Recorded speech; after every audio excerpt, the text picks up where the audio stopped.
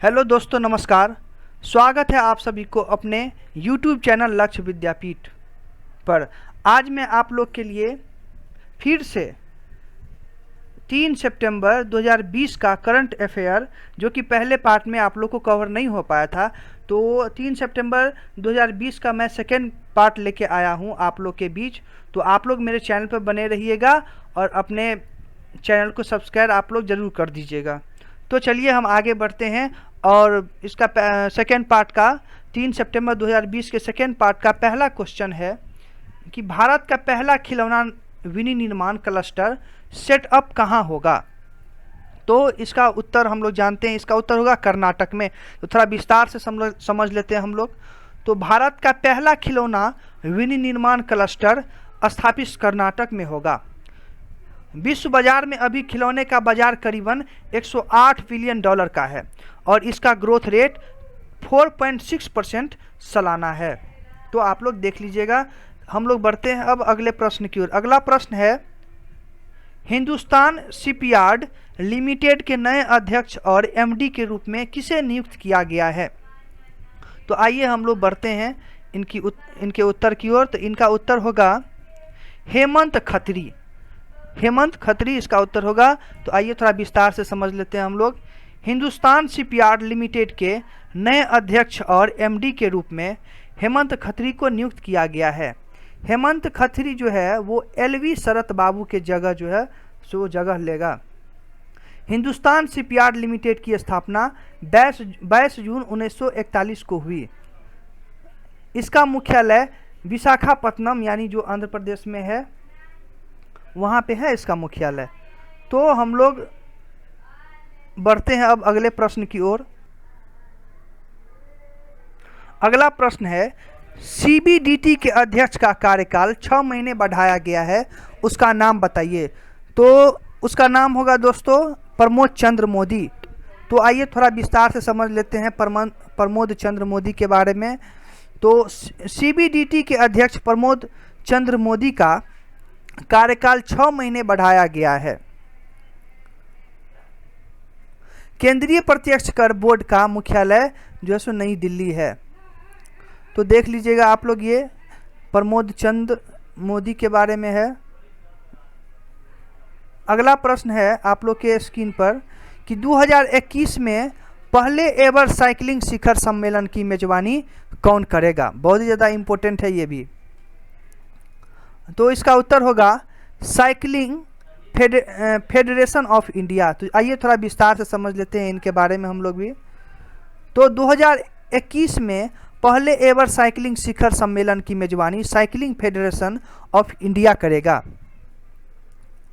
इस शिखर सम्मेलन का उद्देश्य होगा कि साइकिलिंग की संस्कृति को बढ़ावा देना और पेशेवर साइकिल चालकों के साथ जानकारी का आदान प्रदान करना।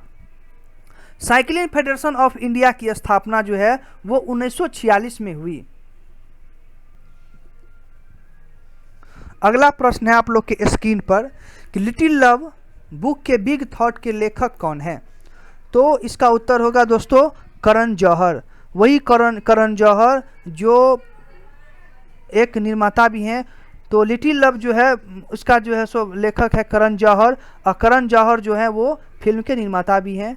तो आइए हम लोग बढ़ते हैं अगले प्रश्न की ओर। तो मंत्रा के नए ब्रांड एम्बेसडर कौन बने। तो इसका आंसर होगा दोस्तों कियारा आडवाणी। ये कियारा आडवाणी जो है वो भी एक फिल्म अभिनेत्री है। अगला प्रश्न है कि किस राज्य सरकार ने द यंग माइंडेड बच्चों का पहला समाचार पत्र लॉन्च किया है। तो इसका आंसर होगा दोस्तों असम। तो आइए थोड़ा विस्तार से समझते हैं कि असम राज्य सरकार ने द यंग मैंस बच्चों का पहला समाचार पत्र लॉन्च किया है। बच्चों का पहला समाचार पत्र अखबार द यंग मैंस जो बच्चों के बीच रचनात्मक सोच को बढ़ावा देगा और उनमें पढ़ने और लिखने की आदत को पैदा करेगा। तो आइए हम लोग बढ़ते हैं अगले प्रश्न की ओर। तो अगला प्रश्न है, किस हवाई अड्डे ने CBC राष्ट्रीय ऊर्जा नेता पुरस्कार जीता है? तो इसका उत्तर होगा राजीव गांधी राष्ट्रीय हवाई अड्डा। तो राजीव गांधी जो है राष्ट्रीय हवाई अड्डा ने CIIGBC राष्ट्रीय ऊर्जा नेता पुरस्कार जीता है। राजीव गांधी राष्ट्रीय हवाई अड्डा तेलंगाना की राजधानी हैदराबाद में स्थित है। ये जो है राजीव गांधी राष्ट्रीय हवाई अड्डा वो तेलंगाना की राजधानी जो है हैदराबाद वहाँ पर स्थित है। आइए हम लोग बढ़ते हैं अगले प्रश्न की ओर। अगला प्रश्न है ब्लूमबर्ग अरबपतियों के सूचकांक के अनुसार दुनिया का सबसे अमीर व्यक्ति कौन बना? तो इसका आंसर होगा जेफ बेजोस।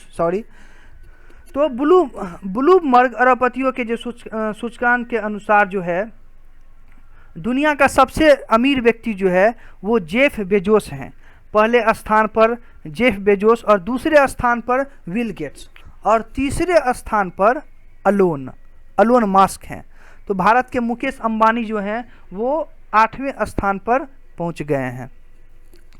तो हम लोग बढ़ते हैं अगले प्रश्न की ओर और ये आखिरी प्रश्न आप लोग के स्क्रीन पर और वेरी इम्पोर्टेंट प्रश्न आप लोग के 2020 के एग्जाम में आप लोग को हो सकता है तो ये प्रश्न पूछ सकता है। बहुत ज़्यादा इम्पोर्टेंट है कि कौन सी भारतीय डेयरी कंपनी रेबो बैंक द्वारा जारी 20 शीर्ष अंतर्राष्ट्रीय डेयरी कंपनियों की सूची में प्रवेश करने वाली पहली डेयरी कंपनी बन गई? तो देख लीजिएगा, एक बार फिर से हम रिपीट कर देते हैं इस प्रश्न को कि कौन सी भारतीय डेयरी कंपनी रेबो बैंक द्वारा जारी 20 शीर्ष अंतर्राष्ट्रीय डेयरी कंपनियों की सूची में प्रवेश करने वाली पहली डेयरी कंपनी बन गई है? तो इसका आंसर है अमूल। तो आइए थोड़ा विस्तार से समझ लेते हैं। अमूल जो है वो भारतीय डेयरी कंपनी रेबो बैंक द्वारा जारी 20 शीर्ष अंतर्राष्ट्रीय डेयरी कंपनियों की सूची में प्रवेश करने वाली पहली डेयरी कंपनी बन गई है। रेबो बैंक की स्थापना जो है वो 1972 में हुई थी। तो ये आप लोग का आखिरी प्रश्न था।